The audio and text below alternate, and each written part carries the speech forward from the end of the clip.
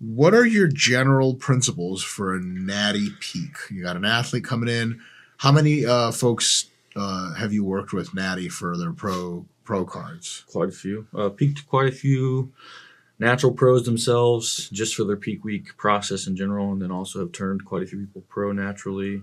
Also continued to work with them and ran their peaking processes.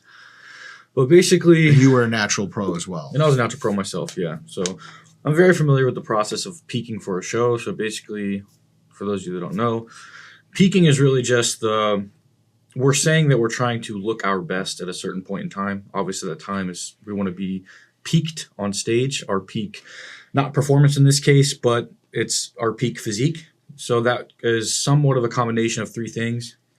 You could say it's to basically fill out intramuscular glycogen storage, to reduce the total amount of extracellular fluid that we may see in a person, so mostly subcutaneous, and then also to kind of keep their waistline pretty sharp and not overdo it with the carbohydrates or food the day before the contest or the day of the contest, so that way they can actually kind of have a smaller waistline, they can pose on stage, things of that nature. So that really is kind of what a peaked physique really looks like. And you hear terms like conditioned, dry, full. Those are all things. Grainy. People are pretending. Just basically they're really saying this person looked really good on stage and they looked peaked. All right. So that's the peak, what a peak is.